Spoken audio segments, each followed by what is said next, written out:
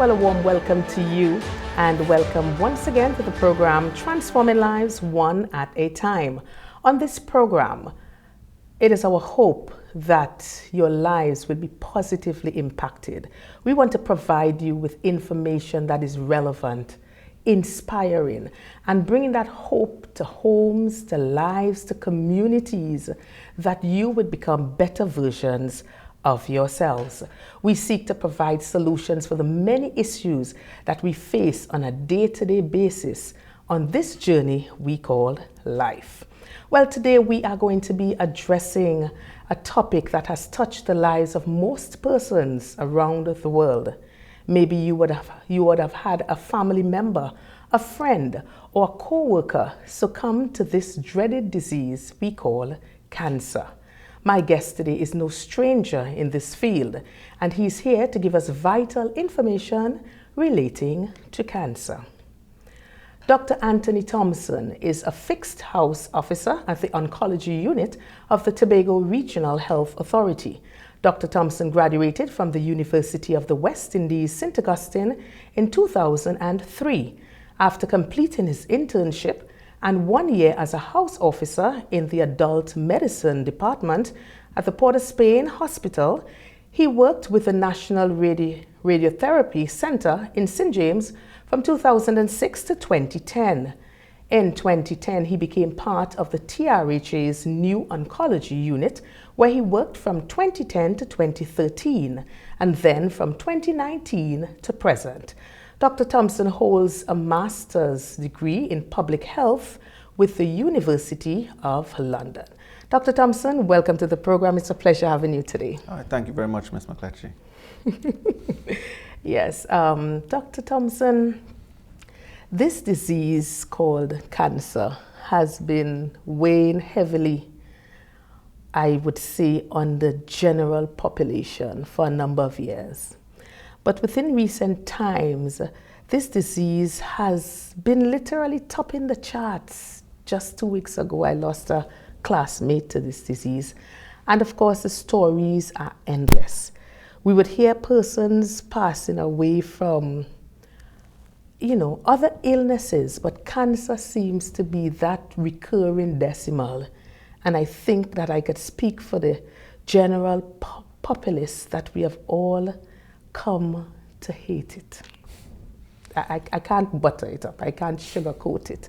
So we want to have a very candid conversation today as we uncover the truths and realities about this disease.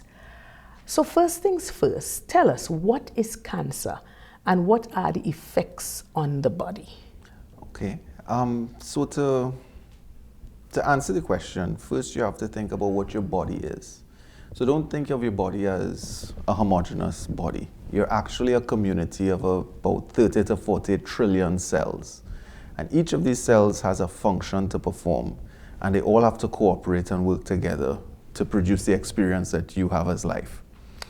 So what cancer is, the term cancer refers to a group of diseases where the abnormal growth of a group of cells, usually descended from one single abnormal cell, right? That unrestrained growth, as well as invasion of surrounding normal tissues and potential spread to distant sites from the point of origin, is what we experience as cancer. So it begins with a genetic abnormality, an abnormality in the genes that code for the function of a cell, that then leads to unrestrained growth. And then later on, further genetic abnormalities occur, which can lead to invasion and, of course, spread. Now, the effects of this, one is that you have loss of function of the normal tissue. So, for instance, if a cell were, let's say, in your bone marrow, and the job of this cell is to produce other cells, that cell is in balance with the other bone marrow cells. But if it starts to multiply in an uncontrolled fashion, it basically competes and squeezes out the other normal cells. So over time, what you find is that the populations that were supposed to be produced by those other normal cells decrease, and you get a low blood count, or you get a low white cell count, or low platelets, etc.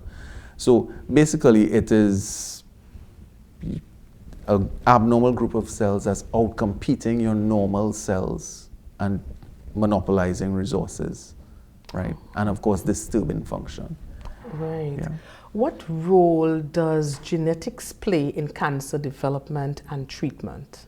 Well, essentially, it's a genetic disease in the sense that the underlying event that triggers a cancer is going to be some disturbance in your genetic code, right? Now, when we use the term genetic disease, we often think of something that's inherited. Yes. So to some extent, many cancers have an inherited predisposition. So you either inherit a faulty gene that directly leads to tumor formation, or you inherit a faulty gene that increases your risk by preventing you from managing or metabolizing other environmental exposures in the same way. So for instance, a person who's genetically not able to metabolize the toxins from cigarette smoking, right, will have a higher risk of cancers caused by cigarette smoking. Okay. Yeah. Okay. Well, I want us to talk about the various kinds of cancer, because I know that for the most part that cancer varies by region and population group. So what are the most common cancers for us here in Trinidad and Tobago? How do they typically present? Okay, so you're looking at, you could get a cancer developing anywhere from the sole of your foot to the top of your head, right? But in terms of just common organs that generate the bulk of our cancer burden as a country, among women, you're looking at breast, bowel, cervix, and uterus, right? And among men, you're looking at prostate, bowel, lung as the commonest sites of origin. And how do they, well, you answered how do they typically? So typical presentations. So of course the presentation of a given cancer would depend on the tissue of origin, right? So let's just take some common examples. So for instance, a breast cancer typically will present as a lump in the breast. Okay. In addition to the lump, the woman may experience a nipple discharge, which may be bloody or blood-stained. On occasion, you can actually present with pain in the breast, right? If we jump over to the male side and we're talking about prostate cancer, typically prostate cancer is not detected because of the presence of symptoms, but because we screen for prostate cancer using a blood test called the PSA. Right. And that generally leads to it. But if you didn't participate in screening and your cancer had to reach a stage where it could present, typically prostate cancer in the later stages would present with pain, right? Pain because of deposits of the prostate cancer spread to your bones, right? Right. Pain, weight loss, lack of appetite, that sort of thing. If we look at bowel cancer, if you imagine what your bowel does, your bowel is basically a passage for food to stool to outside, right? If you have a tumor growing in your bowel, the first thing that you may notice is difficulty in passing stool. The other thing that often happens is that the tumor can bleed slowly into your gut. So what you present with is not the direct obstruction due to the tumor, but you present with a low blood count due to a lack of iron because of this constant blood loss. Right. Yeah. So in terms of tests that you can run, it's very, very crucial that both male and female do the test, like the prostate exam and the pap smears and some of the things that we take for granted. And I know, of course, for men, a lot of men shy away from that prostate exam. I know that. Well, interestingly enough, men have been doing a lot better. Really? Not because of prostate examination. They do tend to shy away from that. But the blood test is actually pretty acceptable to most people. Right. Most men will do a blood test. And then if the results are abnormal, then they'll go on to do an examination and then a biopsy. But in terms of the importance of testing, one of the limitations, it's important, I think, to have a clear view of the limitations of testing. So for instance, let's say I go to screen for prostate cancer and I do my PSA blood test, right? And it comes back normal, right? It doesn't mean that I don't have cancer somewhere else. It doesn't mean I don't have lung cancer or bowel cancer. All it says is that I'm unlikely to have prostate cancer. Right. Right? So cancer testing is very specific. So when a woman does a pap smear, the pap smear just assesses the mouth of a womb, the cervix. Right. It gives no information about what's happening 5 centimeters above that level in her womb itself. Yeah. So a lot of times people will have this story, well, you know, I just did a checkup. Yes.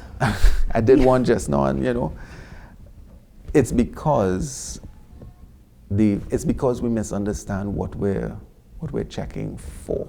Oh. Yeah. So for instance, if you went and did a mammogram to screen for breast cancer, it doesn't give you any information about your lungs. Correct. Yeah. Correct. So you could pop up with lung cancer. Wow. Yeah. Well, So, I wasn't looking at it from that, because I would have known a lot of persons who would have spent thousands of dollars, and they will do their annual checkups and stuff, and then on one checkup they're like, you're stage 4 cancer. How? it's so every one of the things that I do think we grasp as a public are the limitations of testing. Okay. So oftentimes people will come to me and ask for a blood test for cancer. Right. And what they mean, and I think what sometimes the lab means, is what we call tumor markers. Okay. Right? So there are tumor markers that are associated with specific types of cancer, right? But they're not 100% sensitive. So you can have a tumor growing and your blood results are normal. Oh. A lot of times people assume if my blood test came back normal, I'm fine. You know, and it doesn't work that way. Right. Yeah, it really doesn't work that way. And then the other side of it is the regularity with which we do some of these screening tests. Okay. So some women will do a pap smear, for instance. Or in fact, let me use mammograms, a better example. They do a mammogram this year and not do one for the next 4 years. Right. Right? Okay. So I did a mammogram, I'm good. Yes. But each of these tests has a certain frequency that you need to do it to ensure that you don't miss something. Got it. Yeah. Got it. So your pap smear, roughly speaking, is going to be good for 3 years. And then after you have to get it done again. Get it done again. Yeah, your mammogram is going to be, for women at ordinary risk of breast cancer, is going to be 2 years. Right? For high risk women, it's going to be 1 year.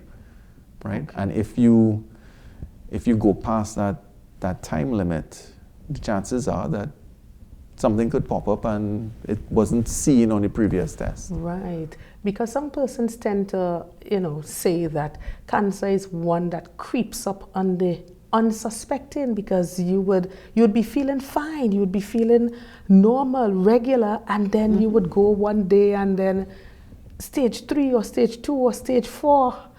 Yeah. It is partially a function of how we utilize healthcare. So people will go to the doctor if they have a cold. Right. You have a bad enough cold and you couldn't sleep last night, you'll show up at your doctor's office. Yes. People will tend not to engage in activities that are preventative in purpose. Yeah. So they will tend not to spend thousands of dollars on a colonoscopy, for instance. Okay. But if they got a gas pain bad enough, they go to the doctor. So that's part of it, So a lot of times people, you'd hear this story, this so-and-so, he always by the doctor. How come they didn't find it? Yes, right, precisely. It's because he went to the doctor for specific things. Oh, what has to happen, though, is we as healthcare professionals, there are some things that we should be recommending more of. Okay. Every woman I meet, not socially, but professionally, should, hey, when was your last pap smear? Have you done your pap smear? Have you done your mammogram? Have you, and that's sort of a whole community/environmental shift towards earlier detection. Yeah. But even with that, there are only a handful of cancers that we have reliable screening tests for. Yeah. Wow. Fortunately, they're the ones that affect us most. Okay, yes, So our main cancers as a country would be prostate, breast, colon, cervix, right? And our main cancers that we can effectively screen for are prostate, breast, colon, cervix. Okay. It's the same list. Right, got you. So theoretically, there's a lot that we could do to actually combat cancer and lower the burden that we experience. Wow. Well, this is very, very interesting. I wanted to find out what are the causes and the risk factors related to cancer, its spread, and of course the characteristics. Okay. When you talk risk factors, well, at least the way you think of it from a healthcare point of view, you think about modifiable risk factors and non-modifiable. So some things I can change, some things I cannot change. Okay. Right? So I'll give you the ones you can't change. Family history, right? So family history of cancers like prostate cancer, breast cancer, bowel cancer, even cervical cancer, all of those increase your risk of developing those specific cancers, right? You can't change your family history. Correct. What you can do is be more aware of your family history. Okay. A lot of people, if you ask them, well, what mommy and daddy had before they passed, they couldn't answer. Know. They really don't know. And we as adults tend not to discuss illness with our kids. So they grow up, all they know is that daddy died. They don't know what exactly he passed through. Yeah. So, but family history, we can't change that. Age. A lot of cancers increase in frequency the older you get. So that would be true for prostate cancer. That would be true for breast cancer. That would be true for bowel cancer, right? Again, three of the most commons. You can't stop aging, right? Time passes, you get older. That's it. Right? You just have to be aware of it. So those are your non-modifiables. The ones that we can change and avoid tend to be environmental exposures, right? And I'll just go through the list.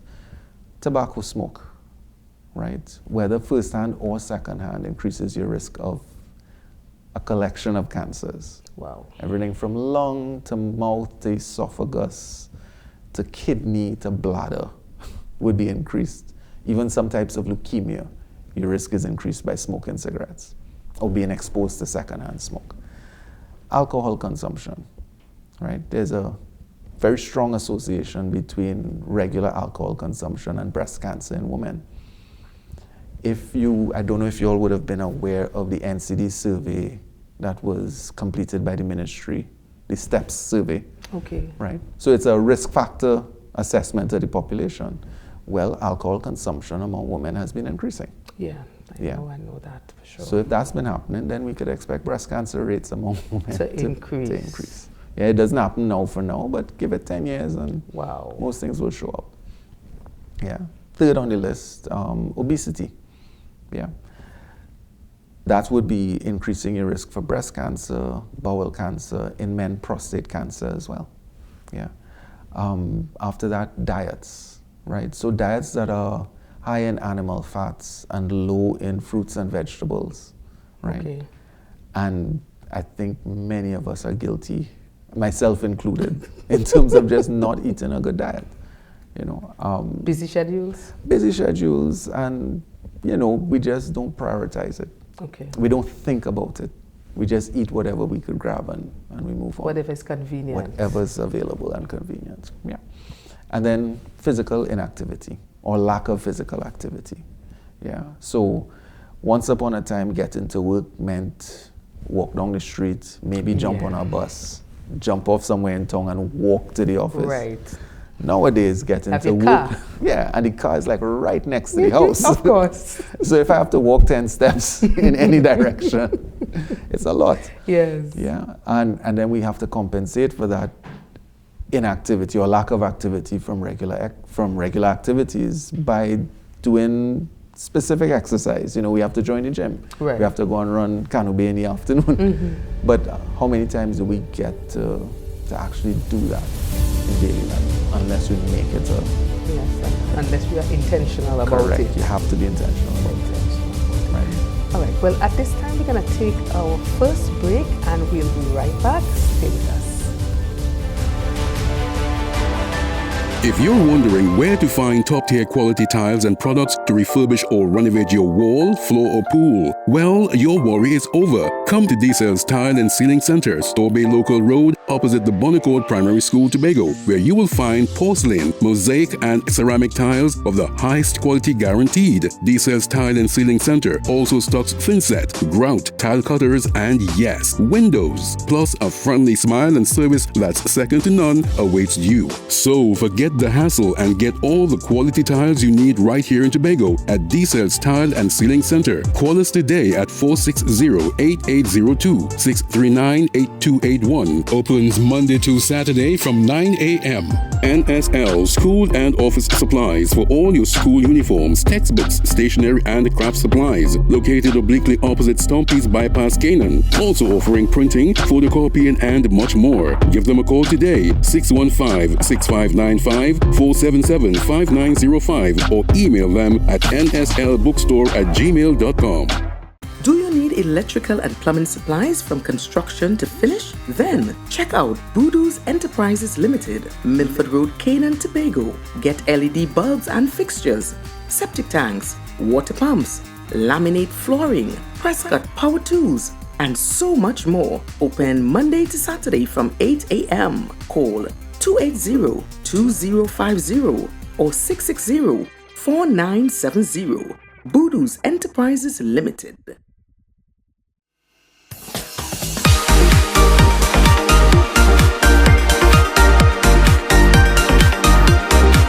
Hi, I am Dianne, host of Transforming Lives One at a Time, and I would like to introduce you to our brand new segment, Good Vibes, Good News. And this is where you have the opportunity to highlight your good news. You can send your 90 seconds video to our WhatsApp number 868-701-2099. That's 868-701-2099. Let's hear some of the good news that we never hear about. Good vibes, good news. Inspiring hope. Celebrating wins. Truly grateful. Welcome back to the program Transforming Lives One at a Time. We are talking cancer with the doctor, Dr. Anthony Thompson. Well, Doc, we were talking before about, just everything surrounding this disease.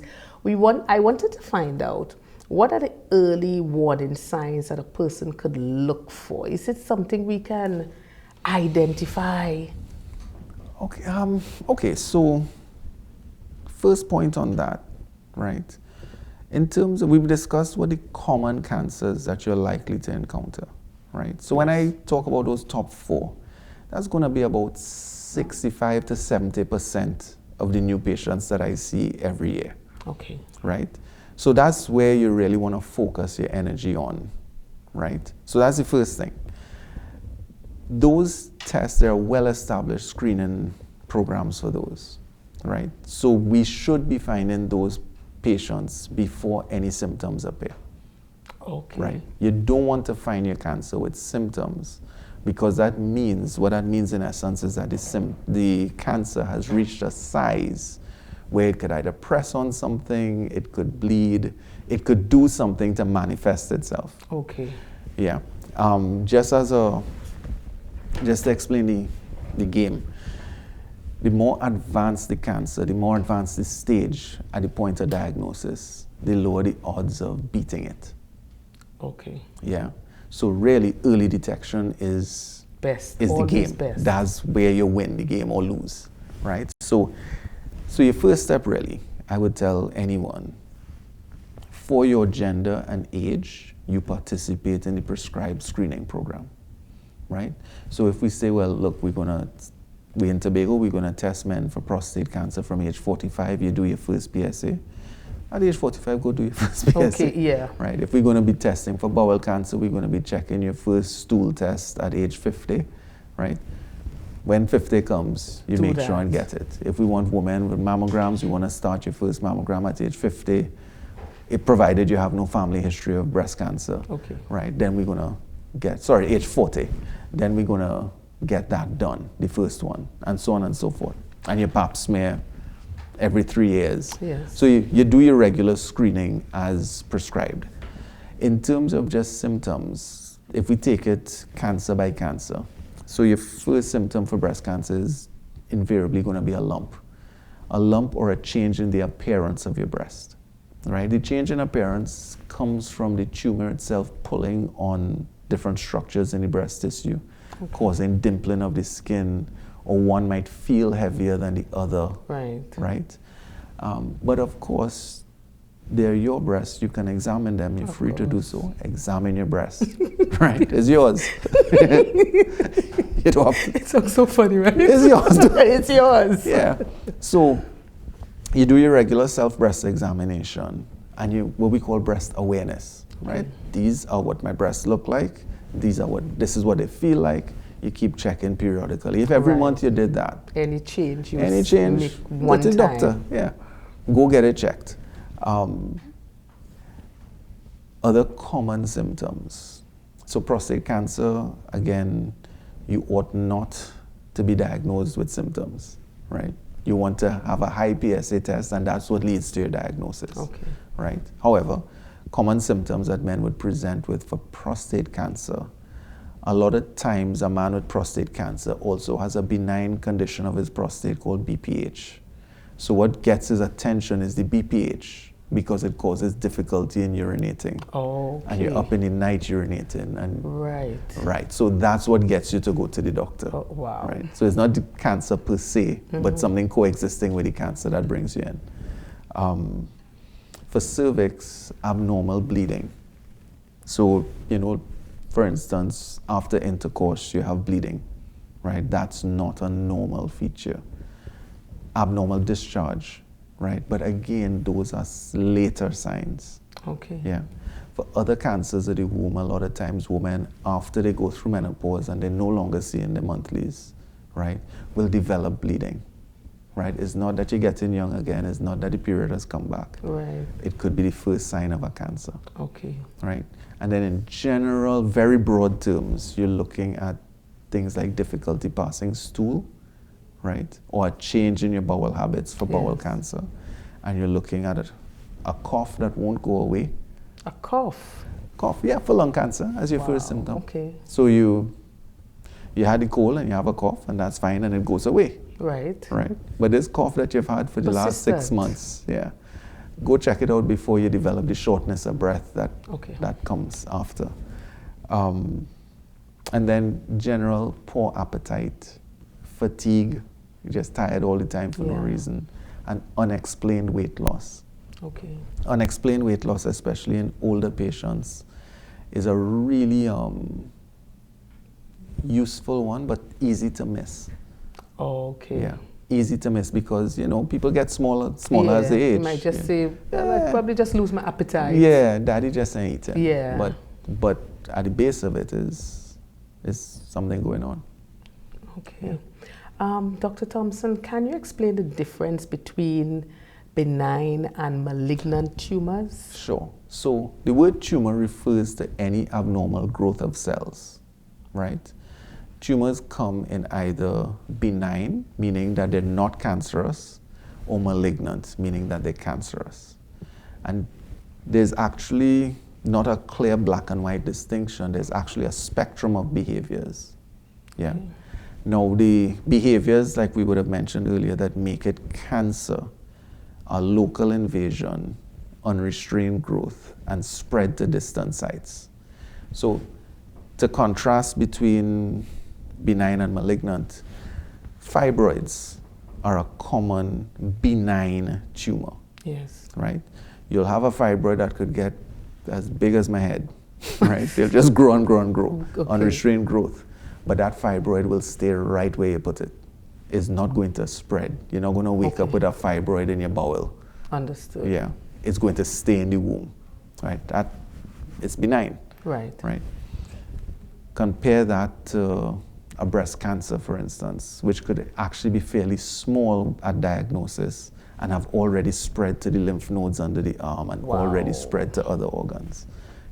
So that's the difference between benign and malignant. Benign, not cancerous; malignant, cancerous. Right. Well, I want us to talk about our intake of, I think we touched on it just a little bit, our intake of food, Are there any specific dietary restrictions that we should observe as a preventative measure, and what lifestyle changes are crucial? More fruits and vegetables. Yeah. Basically, modern diets come out of a plastic bag. Yeah. Everything is out of some sort of package. Correct. So the more your diet includes highly processed foods, right, the less healthy you are. Yeah. Whereas the more that you're eating vegetables and fruits, right, and you can eat meat, but not a lot of red meats because they have a higher fat content. Okay. Yeah. So it's really animal fats that you're trying to minimize or avoid. Yeah. I'll answer the question one time. Yes, you could have some pork. It doesn't mean... the Adventists wouldn't like that. I know. They're never the problem. Right. They eat lots of fruits and vegetables. But you always get the questions. So yes, I could have some pork at Christmas. Of course. Ham at Christmas. Everything in moderation. But right. if you're eating red meats 3 meals a week, okay, right, you're overdoing it. Understood. Yeah. So a lot of people could tell you they eat pork more often in a week than they eat vegetables. Okay. Yeah. And just to clarify, provision counts as your starches. Yeah. It doesn't count as your vegetables. When we say vegetables, we mean greens, we mean salad, we mean bush. Yes. Yeah? Yes. The more of that you eat and the more fruits you eat, the better for you. Yeah. And in terms of other lifestyle changes, just get more active. Yeah. And that's not going to be good just for cancer. It's going to be good for diabetes. It's going to be good for hypertension. Basically, everything that's in the hospital now would be better if we lived different. And not just say it. Yeah. But put the action into what we are saying. Well, Dr. Thompson, I want us to touch on the various treatments. I know there is chemotherapy, radiation, surgery, and of course you can fill us in on any other treatment options and what exactly they entail. Okay. All right, so to put it in context, remember we had said earlier that your chances of surviving a cancer, right, are generally best predicted by the stage of the cancer when you were diagnosed, right? You have a much higher chance of being alive in 10 years if you were treated for a stage 1 tumor as opposed to a stage 3 tumor. Understood. Right? For most cancers, if it's a stage 4 tumor, we are not even able to cure you. Yeah. For most disease sites. Yeah. So the most natural treatment to start with would be surgical. Okay. Yeah. And surgery works really well if you find it at a stage where it's early, where there's not as much invasion into the surrounding tissue and not spread beyond the primary site. Precisely. Yeah. So if we found everybody at stage 1, nobody would die from cancer. Wow. Yeah. So surgery would be aimed at removing the primary tumor, and then generally speaking, they would sample the you know when you're small and you get a cold, you end up with what we call glands? Yes, right? yes. So we call them lymph nodes. And every region of your body has lymph nodes that drain it. Yeah. So when you operate for a cancer, you try to get a primary tumor. You need to get a ring of clear, normal tissue around it. Because remember, you'll have invasion of the tissue, so you want it to look pretty normal. Of course. Right? And then you want to check the draining regional lymph nodes. Right? Once those are clear, then you have a question as to, do we need to do anything in addition to the surgery? Yeah. So a person might come out from operating theater and everything that the doctor could see, he took out. Okay. Yeah. And if we do nothing after that, in 2 years the person is dead because the cancer came back in their liver or their lungs or something like that. What's happening there is that cancer spread by tiny pieces of the tumor, of the primary tumor getting out and traveling through your bloodstream or your lymphatic channels to other organs, right? So when you come and operate and you take out what you could see, there's what you can't see. That is the problem. Floating about. And that's what actually kills you. Of course. Yeah. Because that will then give rise to new tumor deposits around your But my body. question is, as you spoke about the surgery, right after the surgery and in preceding weeks and months, are there constant checks? Is there any way of Right. So, okay, so you would have, I'm pretty sure the public is aware of what we call PET CT scans, right? So positron emission tomography, computed tomography scan, right? PET CT, right? So that's probably our most sensitive test to find deposits, right? Because it shows not just actual tumor structures that you can see, but it will also show areas where there's increased metabolic uptake, right? Which would tend to signal that, hey, there's a little tiny tumor deposit there that we couldn't pick up with just a plain CT scan. The reality is even PET CTs cannot find a cell or a small cluster of cells. Wow. Yeah.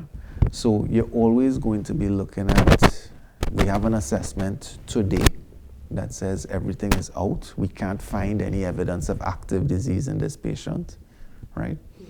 But at some point there is a chance that something comes back. The longest time to recurrence that I've seen in practice is about 20 years after surgery. Yeah, 20 years. And bear in mind that when we talk about clinical trial results, we talk 5-year survival and 10-year survival. 20 years. Wow. And this thing popped up again. Oh my gosh. Yeah, so coming back to the treatment question. So after the surgery, there's a question of, okay, what do we need as an adjunct to the surgery or in addition to the surgery? Yes. And that's where your systemic treatment comes in, right? So what we call, I prefer the term systemic treatment. Chemotherapy is a part of systemic treatment, Okay. right? The idea being that you're giving medication that goes throughout your body, therefore it can interact with small clusters of cells. Okay. Yeah. So if let's say I was diagnosed with a breast cancer and I had a tiny cluster of cells hanging out in my lungs, right? You're not going to be able to see it, but if you gave me chemotherapy and it went through my body, it could be able to kill those cells and create a hostile environment for any tumor clusters, Okay. so that they can't grow. And then, of course, we have radiation therapy. So radiation therapy is very focused. It's like that light shining behind us, right? It will target a very specific location in your body. So if, for instance, let's say after you do a breast surgery, let's say you just took out the lump and you may have tumor invasion into the surrounding tissue that you couldn't see with your eyes, yeah. Radiation therapy to the breast would be a good way to tackle those potential residual cancer cells, Okay. right? So it's a form of energy that you direct at a specific part of the body, and the energy from the radiation is what disrupts the DNA in the cancer cells, right? Now, I'm hearing the question already. Right? Will it damage good cells? Right. Yes. It will. It will, right? And that's what radiation? Radiation and chemotherapy, And chemo. right? So I'll do the radiation first and I'll jump back to the chemo. Will it damage good cells? Yes, right? It will disrupt the DNA of any cell that is exposed to the radiation. The difference is that normal cells have DNA repair mechanisms and can fix the DNA and recover, whereas the cancer cells lack those mechanisms. That's why they became cancer cells in the first place. Gotcha. Right? So when they try to replicate and they have to unwind the DNA to multiply, they can't do it and they die. Yeah. Okay. So the trick with radiation therapy is ensuring that you're staying within a safe limit for the normal tissue. And the way they do that is that they treat from different angles, basically. So a treatment plan for radiation is the same beam of energy we're using, but we turn you in different angles, Okay. so that no one pathway to the target gets too much radiation. Yeah. Right. When you jump back to chemotherapy, in terms of harming good cells and bad, chemotherapy works by interrupting cells that divide rapidly, which is what cancer cells do. Right. But there are tissues in your body that have to divide rapidly as well. The tissues that make your blood cells, they have to keep replacing blood cells as they get worn out, so they have to be multiplying fairly rapidly. Yes. The tissues that grow your hair, the tissues that line your gastrointestinal tract, constantly being replaced. Those cells have to keep multiplying. So you find that when you give chemotherapy, all those cell types are susceptible to the effects of chemotherapy. The difference is that you have enough normal cells, right? You have 40 trillion normal cells to replace any ones that get damaged with your chemo. Right. Yeah. And even in terms of hair loss, because I know that is a big thing with persons, it's like, oh, I now have to wear a wig and that kind of... A lot of times, and as we talk in treatment, a lot of times I think a lot of the fear surrounding cancer is directed at the treatment and not at the disease itself. Okay. Yeah. So would your hair fall? Yeah. Your hair will grow back after. Okay. But hopefully the cancer is gone. Right. Yeah. I always have to try to encourage people to keep in mind what you're treating. I wouldn't give you chemo for the cold. Right. Yeah, something that you recover spontaneously from. Yes. It is potentially toxic, but it is to serve a greater purpose. It is necessary. A necessary evil, as they say. Yeah. So we don't dress up the fact that you get side effects. Right. And we manage the side effects as best as we can. And if you really can't make with the side effects, we can't give you, right? But at the same time, if it's necessary, it's necessary. Well, we're going to take another short break and we will be right back. You're viewing Transforming Lives one at a time. Stay with us. If you're wondering where to find top-tier quality tiles and products to refurbish or renovate your wall, floor, or pool, well, your worry is over. Come to D-Cell's Tile and Ceiling Center, Store Bay Local Road, opposite the Bonnecourt Primary School, Tobago, where you will find porcelain, mosaic, and ceramic tiles of the highest quality guaranteed. D-Cell's Tile and Ceiling Center also stocks thinset, grout, tile cutters, and yes, windows. Plus, a friendly smile and service that's second to none awaits you. So forget the hassle and get all the quality tiles you need right here in Tobago at D-Cell's Tile and Ceiling Center. Call us today at 460-8802, 639-8281. Opens Monday to Saturday from 9 a.m.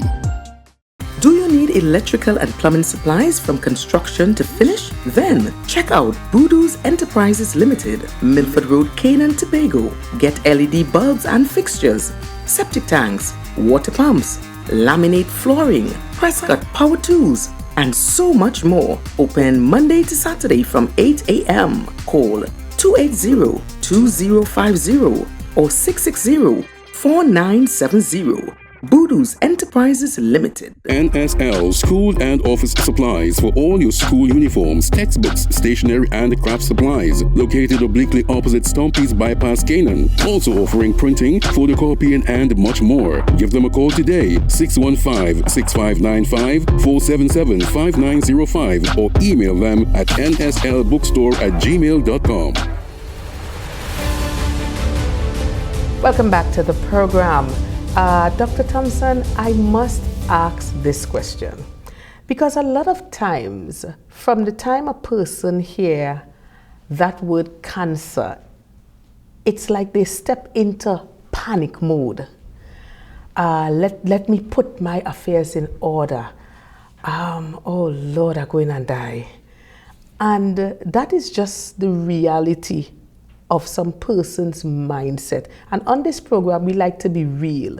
Because I say too long, we have been sweeping things under the carpet. So I'm just going to come out and ask you that, being practical, is being diagnosed with cancer an immediate death sentence? Immediate death sentence, most times no, right? Now, in the era of non-communicable diseases or chronic diseases, our expectations, you have to be it's different. Yes. Right? So for instance, many times I'm not curing disease and I'm not saving lives in that how you traditionally think about it. Right? So if I have hypertension and I'm taking my tablets for my blood pressure, I'm not getting over my blood pressure. If I stop taking those tablets, the pressure will go back up and I'll have the stroke or whatever I'm trying to prevent. The reality is that what I'm trying to do is not to live forever, but to live longer. Right. So you're managing it. So I'm managing it, right? So am I dying? Yes, I am. Am I going to die next week? I hope not. Right? And that's a difference in perspective. Okay. So long ago when we talked about infectious diseases, you got your antibiotics or whatever, and you got over it. Yes. And you were well, and you went about your business. You were cured. Chronic diseases is a somewhat different game. When we specific to cancer, what you're looking at is, at least from my perspective, what you're looking at is, can I get to a long, functional life with this patient? So if you came to me and said, we have this magic thing and everybody is going to live to 85 and be in a good condition and play football up to day 84 and die at 85, I'd say, yeah, give me some of that. Okay, of course. That's great. In cancer, the chances of you living a long and fully functional life are really dependent on the stage at which we intervene. Okay. Yeah. If we intervene at the right stage, right, at an early stage, then that long life with full or near full functionality is on the cards. Yes. Yes. And for some cancers, it's almost guaranteed. Yeah.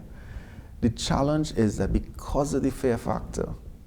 Yes, that panic Correct. mode, that so fear. People panic. Just a suggestion that this might be a cancer is enough to scare people. And what they do what people do when they're scared, and it's an understandable natural reaction. You get scared, you avoid. So I don't go for the test. Right. I don't go for treatment. I don't want to know. I don't want to know. And then what could have been solved is now something that we can't solve. Okay. Yeah. And that fear has been maybe one of the biggest obstacles to us making progress on cancer. Because we have hospitals, we have very good surgeons, we have chemotherapy available, we have access to state-of-the-art radiation therapy. Yes. And yet, if we keep feeding that system with people with advanced stage disease, we just never get the benefits that we ought to. Yeah, so that's why 100 times I will come and do a talk like this. Yes. Have a chat like this, because that fear, if we could sort of make this more normal, if we could normalize cancer. Oh, wow. Yeah, just saying the word. Just saying the word alone, because after this morning I was having a conversation and I was telling the person I'm heading into the studio, and the topic today, she said, oh my gosh, my dad just passed away Christmas from cancer. Yeah. And, I was talking to another person, and the person said, my sister and my co-worker. And I said, but this cancer is a demon. Yeah. Yeah. And in a community setting like in Tobago, we all know each other, basically. Exactly. Yeah. And we all know someone who has been affected by it. Correct. Co-worker, an aunt, an uncle, a grandfather, someone. And this is very, very heavy in my heart. So I'll give you a true story from my personal life. My grandfather, right, he was a sportsman, national sportsman actually. But he was scared of cancer, right? So he developed a tumor, right? And I remember as a child, my mom describing to me that nobody in the room said the word cancer. Yeah. So Grams would be feeling this thing and not saying anything to anybody. And everybody who had been with him to the doctor knew what he had, but nobody ever spoke about it. And it's because of the fear. This intense fear that, death is just saying the word. Suffering and death. Because long time they used to say the big C. Mm-hmm. Yeah. I was at a function, it was a walk, right? And then it was a cancer walk, or cancer awareness walk. Yes. And Nurse Frank, who's the head nurse at oncology, she was giving a talk. And she just started her talk by, can we all say the word cancer? Yes. Let's say it. But if we could get past the fear of it, right, we would make better decisions, which would lead to better results. And then hopefully that would snowball into us not having to be so scared. Of course. Yeah. So people would tell you, I don't do the pap smear because I don't want to know. Yeah. You But need- that is bad. you You want to should know. know. Yeah. Please know. Yeah, I mean, please find out Yeah, early so exactly. that. And the funny thing is, if you find cervical cancer really early, you don't even have to take out your womb. Right. You can literally do a cone and get the tissue out. Yes. Yeah, but we are scared, so we don't engage. And when we do find out, we have no choice but to engage. Right, It's of because course. it's later on. It's late. Because I was speaking to a gentleman, and I was asking him about like prostate exams and stuff. He said, listen, I am not going to trouble anything that didn't trouble me. So if I, and it may sound funny, but he's saying, if it's not affecting me, I'm not going. And I'm like, but you need to go and check before, if anything has to affect you, at Yeah. least you would be in a better position or the best position to be able to take care of it before it becomes. Yeah, Is it that we need a bigger educational drive? Because we can't be naive. Cancer is on the lips of many persons around the world. And the fear of it, it's like we don't want to talk about it. We don't want to think about it. We don't even want to do a test because. So maybe this is a perfect opportunity for the TRH to probably go on an educational drive. Letting persons know, yes, we know you hate cancer, but let's do the test to ensure that you know, even if we find it, we could find it early. There's a lot of, how to put this? So fear is a natural human response. Correct. And it colors everything we do. It changes how we make a decision. And a lot of times it leads us to the most unhelpful decision. Yes. Right? We go the exact opposite direction True. to what we should do. But fear is a very human emotion. Yes. I don't think we could educate it out to people. Yeah. But I think what we can do is make it a lot easier, and we can encourage people. Yeah. So for instance, a relative of mine living in the US had breast cancer. Right? She found her breast cancer because to get on a health insurance, she had to do a mammogram. Wow. Otherwise, Yeah. Otherwise, the risk of insuring her, they just wouldn't Yes, of entertain course. it. And that's how she found out. Making certain services more accessible, yeah, and making them friendlier. Yeah. Yeah. So it's bad enough that you have to confront this ugly Of course, thing. yes. And you're really not sure what's going to happen or not, but we can do better in terms of making it more humane, Yeah. what we're doing, how we're doing it, how we're delivering information. Correct. Yeah, so there's a lot of room for us as a country, I think, to make improvements in terms of just making screening more doable for people. Yeah. Encourage persons to come on board. And if I had to bet money on a region in the country to win or to get it done right first, I would bet on Tobago. Okay. For the simple reason that Tobago still functions as communities. Right. Yeah. If you get the right people to say, hey, I am doing this, everybody else kind of looks and says, yeah, well, if someone Let's come on board. Let's go and do this, you know. Yes. The screening bus coming down this weekend. Of course, let's go. Let's go. I'm planning a trip. We're doing it. And we still, in Tobago, there's still a very strong sense of community. Yes. And every opportunity to engage in that way, I think will lead us to a better better prospects. Of course. Well, Doc, as we begin to wrap up, I want us to talk a little bit about how crucial that family support is for a patient that is going through this kind of ordeal. How is it that we have to help educate our family members more?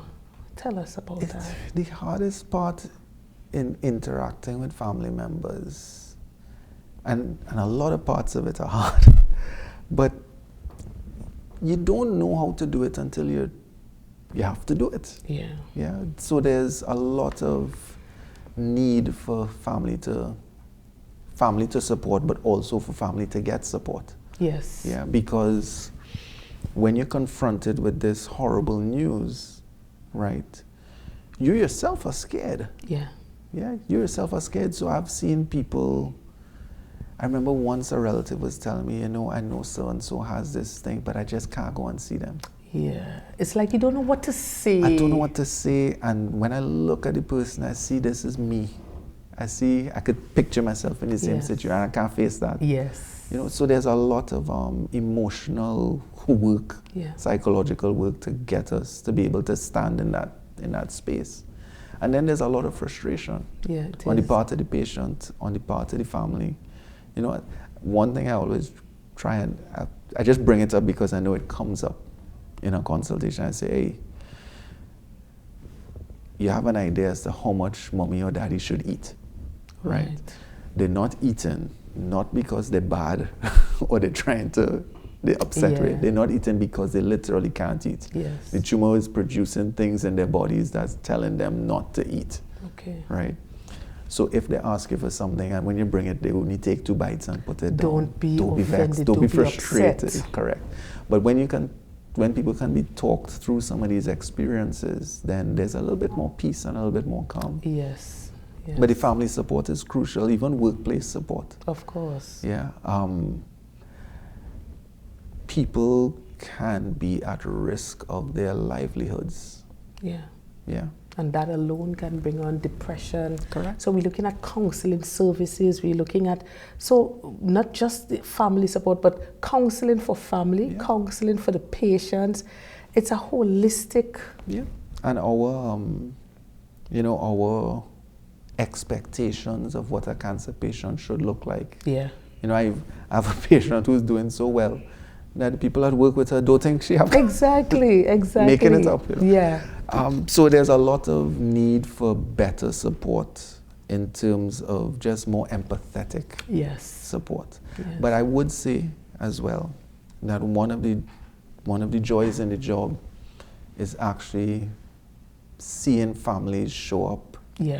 For others. For their loved ones, and seeing the tender care that is exchanged between families or husband and wife, well-wishers, friends.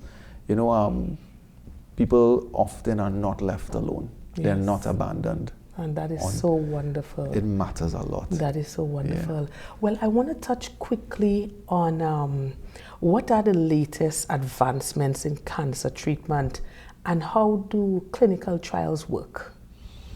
All right. So if you, just a very broad context. So when you think about cancer treatment, you think in surgery, radiation, and systemic treatment. Right. Right. So on the systemic treatment front, what has happened is that as we have gained a better understanding of the genetic processes and the metabolic processes involved in a tumor's growth, we now design molecules to block that. Okay. Yeah. So there's actually some really good medications that will interrupt a specific genetic defect and block it. Yeah.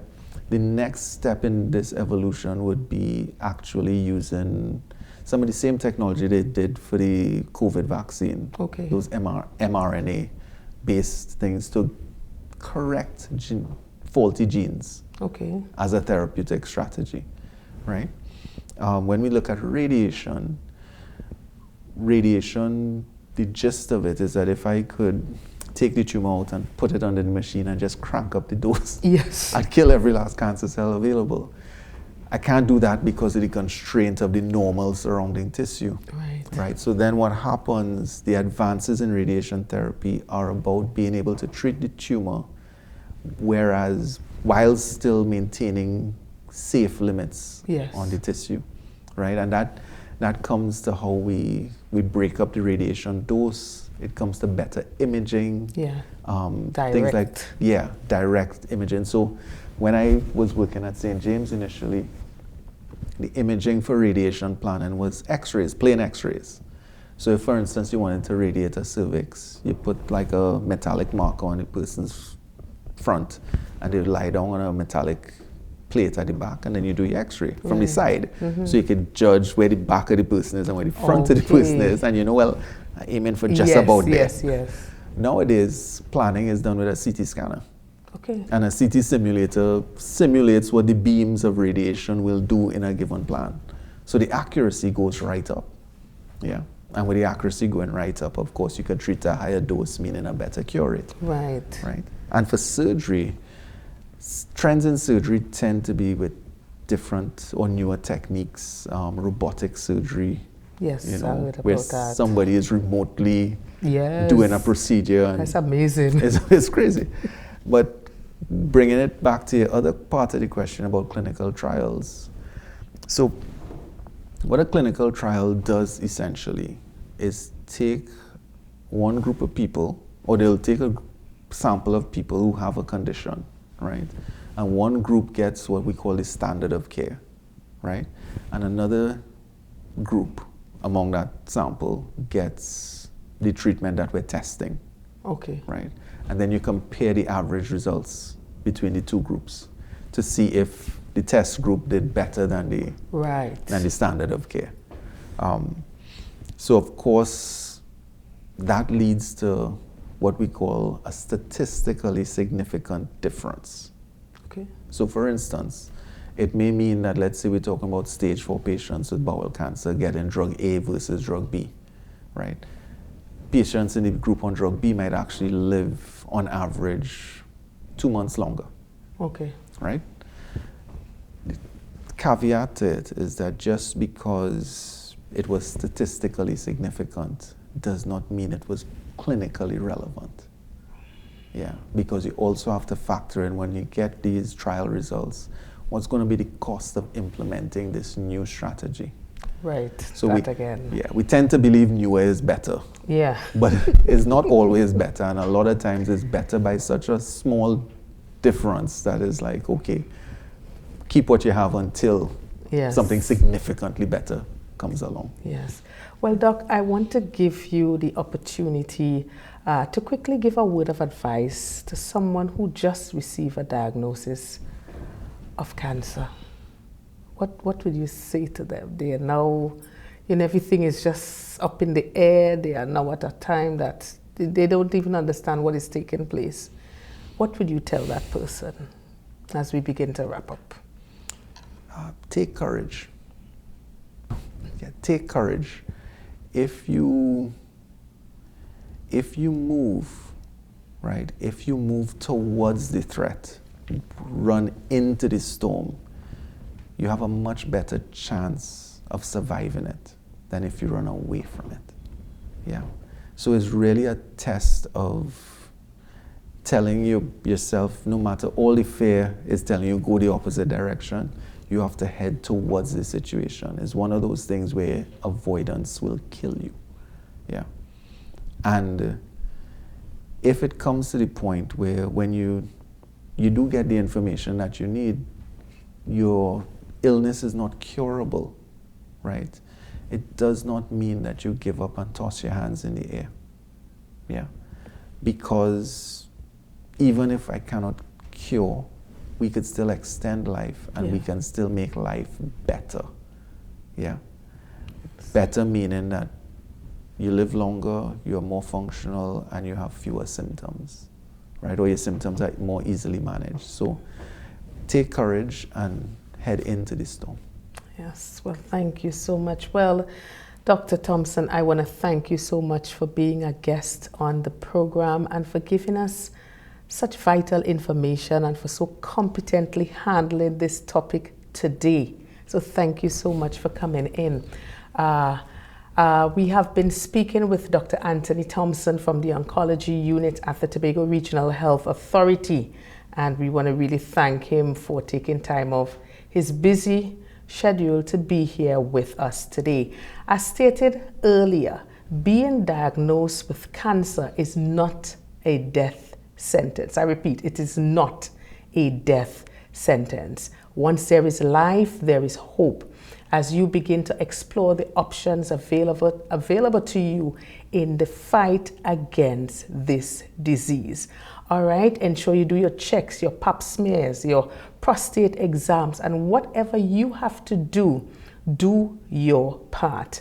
All right, well, viewers, this is where we leave things for today. You have been viewing Transforming Lives One at a Time. As usual, you can check us out on all our social media platforms. We're on TikTok, Instagram, YouTube, and of course, Facebook. As usual, I leave you with the definition of transformation, which is an internal shift that brings us into alignment with our fullest potential. Hey, we've got this. See you next time.